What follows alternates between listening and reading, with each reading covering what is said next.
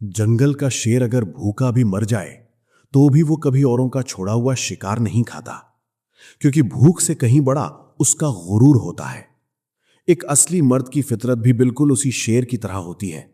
वो अकेलापन सह लेगा, सीने में उठने वाला दर्द बर्दाश्त कर लेगा, लेकिन महज थोड़े से प्यार के लिए किसी के सामने गिड़गिड़ाकर अपना आत्मसम्मान कभी नीलाम नहीं करेगा।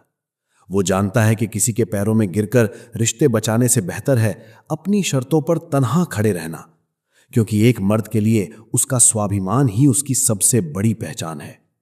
लेकिन फिर तुम्हारी जिंदगी में कोई औरत आती है और अचानक वो शेर अपना सारा गुरूर भूलकर उसके एक मैसेज के लिए तड़पने लगता है, और यहीं से शुरू होती है तुम्हारी सबसे बड़ी हार। क्या तुम वही इंसान हो? तुम उसके पीछे भाग रहे हो। तुम्हें लगता है कि तुम उसे अपनी अच्छाई से, अपने महंगे तोहफों से या हर वक्त उसके लिए अवेलेबल रहकर जीत लोगे, पर सच क्या है?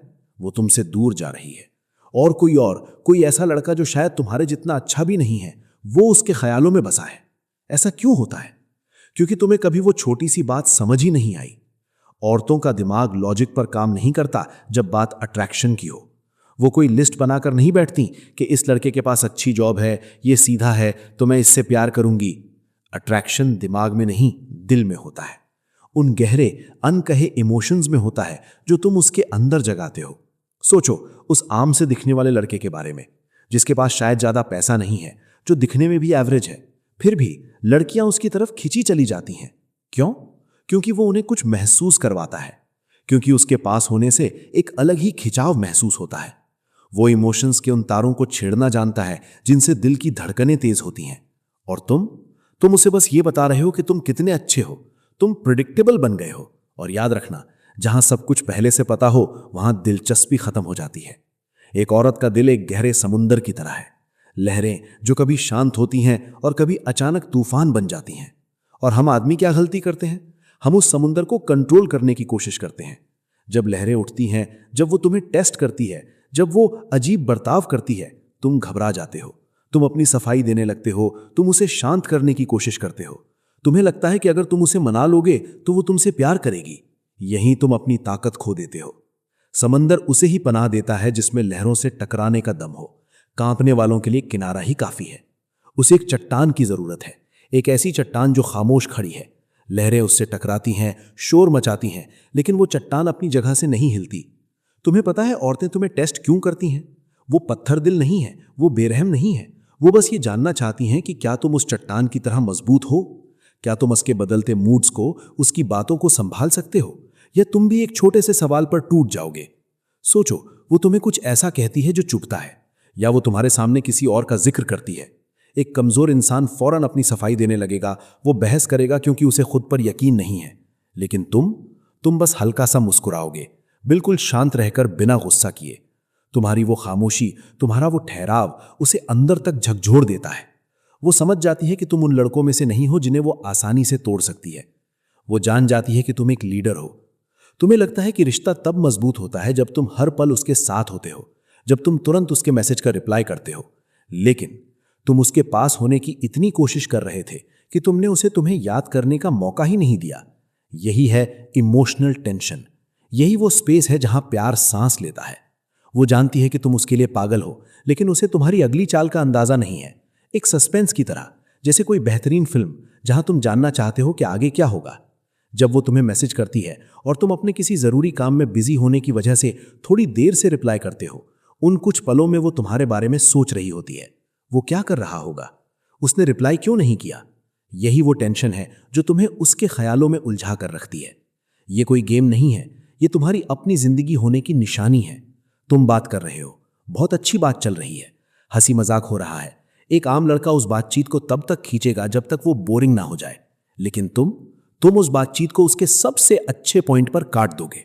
तुम कहोगे, तुमसे बात करके अच्छा लगा, पर मुझे अब थोड़ा काम है, बाद में बात करते हैं। यही तो असली खेल है। तुमने उसे अपनी अटेंशन दी, उसे खूब हंसाया, और फिर ऐन मौके पर अपनी मर्जी से पीछे हट गए। अब वो क्या सोचेगी? वो तुम्हारे उस आखिरी मैसेज को देखेगी, वो उस हंसी को याद करेगी, और वो इंतजार करेगी कि कब तुम वापस आओगे। तुमने उसे तुम्हारे पीछे आने पर मजबूर कर दिया है, बिना कोई जोर लगाए। अगर तुम सच में उसके दिल में उतरना चाहते हो तो तुम्हें दो चीजों का इस्तेमाल करना सीखना होगा, डर और चाहत। डर का मतलब यह नहीं कि तुम उसे डराओ या उसे नीचा दिखाओ। इसका मतलब है उसे यह एहसास होना कि वो तुम्हें खो सकती है। इंसानी फितरत भी अजीब है। जिसे खोने का डर नहीं होता उसकी अहमियत भी नहीं होती। अगर उसे लगेगा कि तुम कहीं नहीं जाने वाले, चाहे वो तुम्हारे साथ कैसा भी बर्ताव करे, तो वो तुम्हें हल्के में लेने लगेगी। लेकिन जब तुम्हारी अपनी एक जिंदगी होती है, जब तुम अपने सपनों के पीछे भाग रहे होते हो, जब तुम अपनी बाउंड्री सेट करते हो, तब उसे एहसास होता है कि तुम्हारी दुनिया सिर्फ उस तक सीमित नहीं है। डर एक चिंगारी है और चाहत वो आग। चिंगारी उसका ध्यान खींचती है और आग उसे तुम्हारे पास रुकने पर मजबूर करती है। जब तुम उसे खुशियां देते हो, उसे एक्साइटमेंट देते हो, तो वो चाहत बढ़ती है। लेकिन जब तुम उसे वो स्पेस देते हो, तो वो खोने का डर उस चाहत को जुनून में बदल देता है। एक और कड़वी सच्चाई, तुमने खुद को एक खुली किताब बना लिया है। तुमने पहली ही मुलाकात में अपनी पूरी जिंदगी की कहानी उसे सुना दी। क्यों? क्योंकि तुम्हें लगा कि इससे कनेक्शन बनेगा। तुमने सारे पत्ते टेबल पर रख दिए और खेल उसी वक्त खत्म हो गया। मिस्ट्री, रहस्य, यह अट्रैक्शन का सबसे बड़ा हथियार है। तुम्हें लगता है मिस्ट्री का मतलब कुछ छुपाना है? नहीं, मिस्ट्री का मतलब है सब कुछ एक साथ ना परोसना। एक ऐसी किताब बनो जिसका हर चैप्टर वो खुद पढ़ना चाहे। अगर वो तुम्हारे पास्ट के बारे में पूछे तो मुस्कुरा कर कहो, वो एक लंबी कहानी है, शायद कभी फिर फुर्सत में बताऊंगा। ये आधा जवाब उसकी क्यूरियोसिटी को बढ़ा देता है। वो तुम्हारे दिमाग के अंदर झांकना चाहती है। और जो इंसान जितना कम बोलता है, उसके लफ्ज उतने ही भारी हो जाते हैं। अब बात करते हैं इमोशनल अवेलेबिलिटी की। आजकल हर जगह कहा जाता है कि औरतों को इमोशनली अवेलेबल मर्द चाहिए। और तुम इसका क्या मतलब निकालते हो? कि तुम अपने सारे दुख, अपनी सारी परेशानियां, अपनी सारी इनसिक्योरिटीज उसके सामने खोलकर रख दो। गलत। वो तुम्हारी थेरेपिस्ट नहीं है। वो एक ऐसा आदमी चाहती है जो इमोशनली इंटेलिजेंट हो, जो अपनी फीलिंग्स को समझता हो पर उनके हाथों मजबूर ना हो। वो चाहती है कि तुम कमजोर पड़ने पर रोने वाले लड़के न बनो, बल्कि उन मुश्किलों से लड़कर वापस खड़े होने वाले मर्द बनो। अगर तुम्हारा दिन खराब गया है तो उसे रो रो कर मत बताओ। उसे बस इतना कहो कि आज का दिन थोड़ा मुश्किल था पर मैं संभाल लूंगा। ये सुनकर वो तुम्हें एक कमजोर लड़के की तरह नहीं, एक लीडर की तरह देखेगी।